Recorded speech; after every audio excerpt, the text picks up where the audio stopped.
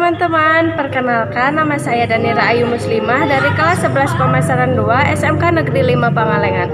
Di sini saya akan menjelaskan tentang ruang lingkup bisnis retail. Materi yang pertama ada pengertian retail. Apa sih yang dimaksud dengan retail itu? Kata retail berasal dari bahasa Prancis yaitu retailer yang artinya memotong atau memecahkan sesuatu.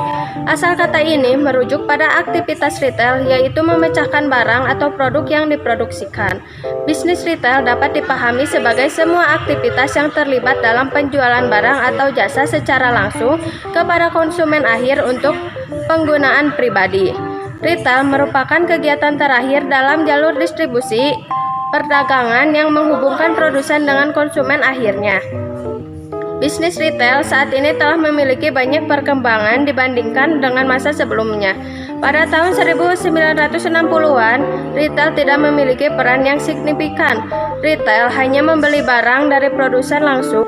Namun peran penting dimiliki oleh produsen karena dapat mendongkrak perekonomian, memudahkan jalur distribusi barang, dan juga menciptakan lapangan kerja yang baru. Yang kedua ada retail tradisional. Retail tradisional adalah retail yang memiliki paradigma konvensional di mana fokus retail adalah dengan mempersiapkan hal-hal yang tidak dapat diberikan oleh produsen, namun menjadi kebutuhan dan keinginan pelanggan.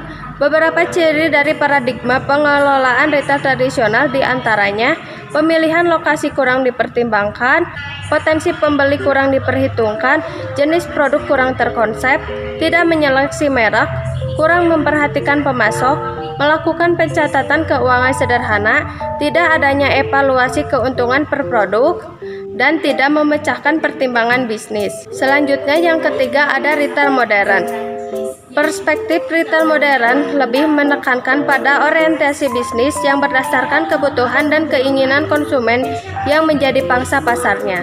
Beberapa ciri paradigma pengelolaan retail modern diantaranya memilih lokasi yang strategis, melakukan prediksi atas potensi pembeli, barang dagang dikelola terarah, seleksi ketat terhadap merek, seleksi ketat terhadap pemasok, mencatat keuangan dengan cermat, evaluasi keuntungan per produk, dan pengembangan bisnis yang terencana. Materi selanjutnya adalah format retail berdasarkan unsur-unsur yang digunakan. Ada 4 macam unsur yang digunakan pengelola retail dengan tujuan memuaskan kebutuhan konsumennya. Keempat unsur tersebut antara lain unsur jenis barang dagangan yang dijual, unsur variasi dan kualitas barang yang dijual, unsur tingkatan layanan konsumen, dan unsur harga barang yang dijual. Berikut adalah format-formatnya. Yang pertama ada konvensional supermarket. Supermarket konvensional merupakan toko swalayan yang menyediakan berbagai macam jenis makanan dan berbagai produk lainnya. Yang kedua ada big box retailer. Big box retailer merupakan perkembangan dari supermarket konvensional. Big box retailer dapat dikelompokkan menjadi 3 jenis. Di antaranya ada superstore, hypermarket, dan warehouse. Yang ketiga ada retail kebutuhan sehari-hari atau convenience store.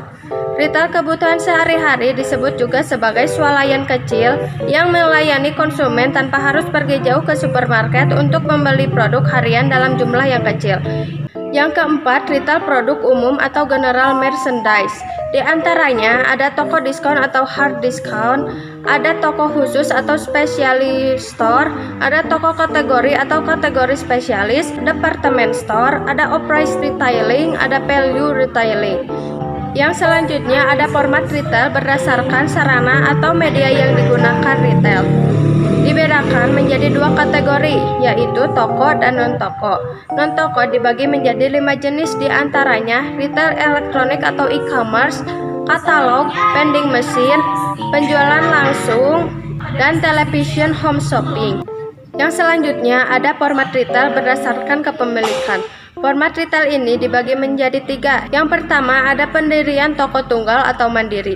Pendirian toko tunggal merupakan retail yang dimiliki seseorang atau kemitraan dan tidak sebagai bagian retail yang lebih besar dari yang dimilikinya. Yang kedua ada rangkaian perusahaan. Format retail ini dimiliki dan dioperasikan oleh suatu kelompok dan organisasi. Format retail ini umumnya mengacu pada aturan kantor pusat seperti tugas, standar penjualannya, dan sebagainya. Yang terakhir ada warlaba. Format retail ini dimiliki dan dioperasikan oleh individu, tetapi telah memperoleh lisensi dari organisasi pendukung yang lebih besar. Warlaba atau franchise menggabungkan keuntungan-keuntungan dari organisasi rantai toko. Sekian materi yang dapat saya sampaikan. Semoga materi ini dapat bermanfaat bagi teman-teman semua. Terima kasih.